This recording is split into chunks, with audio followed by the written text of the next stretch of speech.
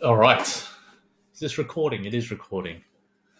Well, I am doing these Loom recordings so I can really just track my progress and my goals. It's the 22nd of December. It's a Friday. I'm going to start doing these recordings just to see how I'm tracking every week. I might put them up on YouTube. I'm not too sure yet, but plan is start small and just keep going. Really, I don't even know where this will end up or where it'll be. This will be unedited most of the time, and probably just for me and no one else really. So the first thing I wanted to talk about was really just some of the growth that I've been experiencing in my own business and some of my thoughts around how I'm going to combine my writing that I do on Medium with a high ticket bottom of funnel offer, which I already have a client paying for, which is obviously a really great thing. So, Medium growth, let's start with that. Medium growth has been unreal this year. I actually started this year probably on about 3,000 ish.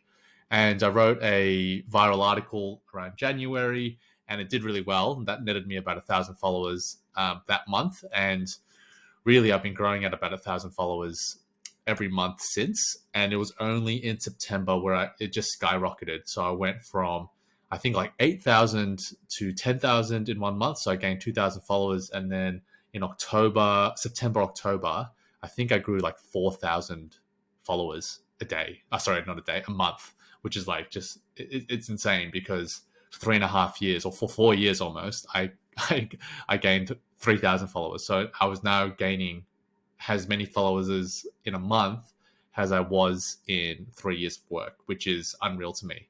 So it was like 4,000, and then I think 3,000 in November, and I'm on track to be about 3 or 4,000 for December as well. So I started this year wanting to grow my following from 3,000 to 10,000. And for whatever reason, 10,000 seemed like an enormous number to me. I really didn't think I was going to get it. And this morning, I actually cracked 24,000.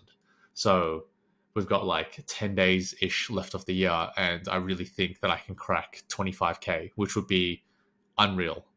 Next year, my goal is to get it to about 50 or 60,000 followers. One of the downsides of growing so fast on Medium is that I've got this massive top of funnel. So this distribution layer is really great. I've got about 24,000 followers. I get about 40 to 45,000 views, 30 to 40,000 views per month. And I've got an email list that is growing as well at about 100 subscribers a week, which is also fantastic. But I don't really have anything to sell. I've got a couple of lead magnets, but other than that, I've got no low ticket, middle ticket. I don't really have a high ticket offer that I've productized well. So that's been the challenge, is that I've got this awesome top of funnel. I've got a lot of traffic coming my way.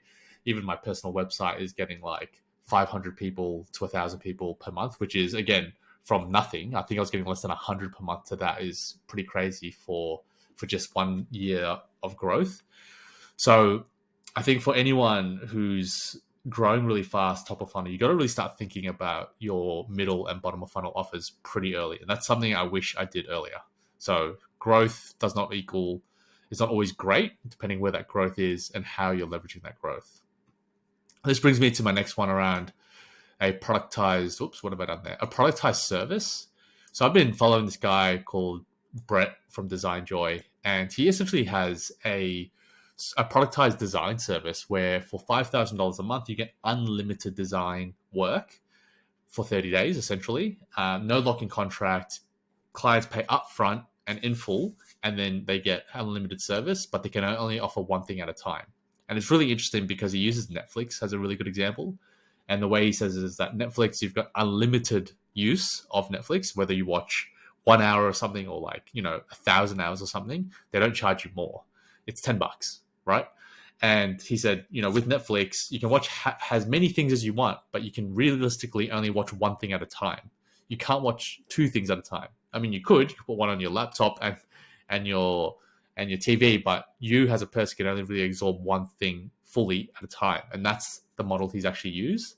And he's grown to I think $140,000 per month, which is crazy to think about. So he's making like 1 million plus as a one person business, which I think is amazing.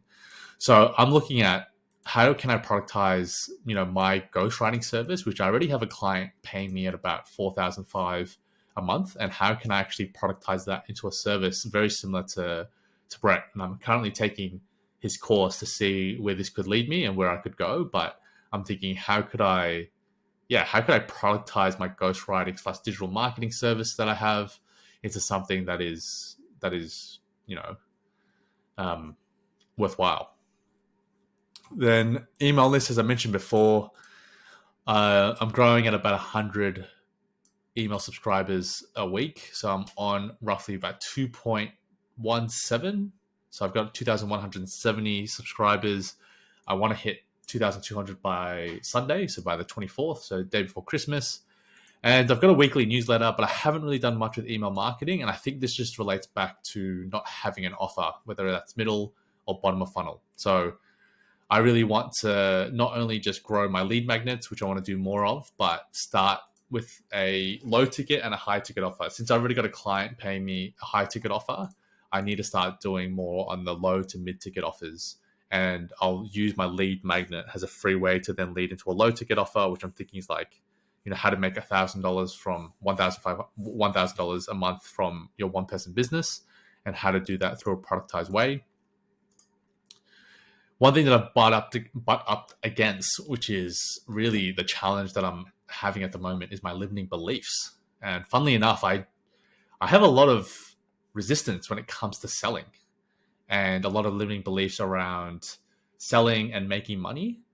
And one of the biggest things that I've come across is not actually that I'm afraid of failure. What actually came out was I'm more afraid of success and what that would bring than I am a failure, because I'm used to failure. I come from an immigrant background.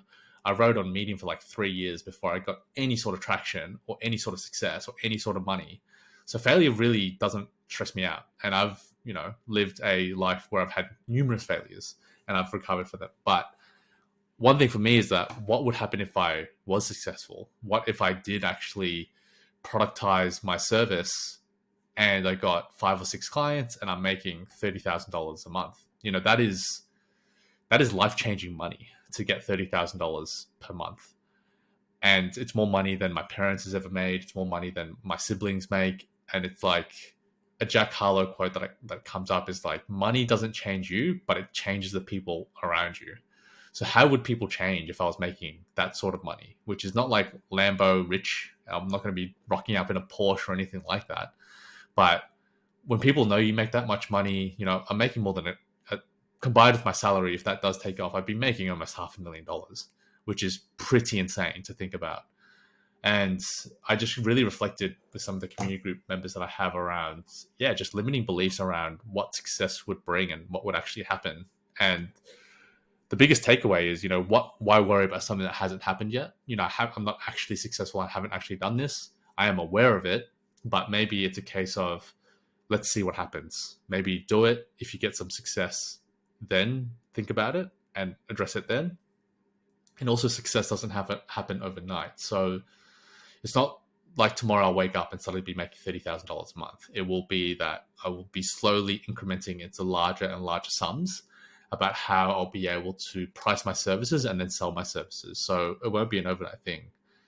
But it was really interesting to see that come up, that it was actually, I had more limiting beliefs and I was more afraid of success than I was of failure, which people often get those two things mixed up. And that's something for me to reflect on.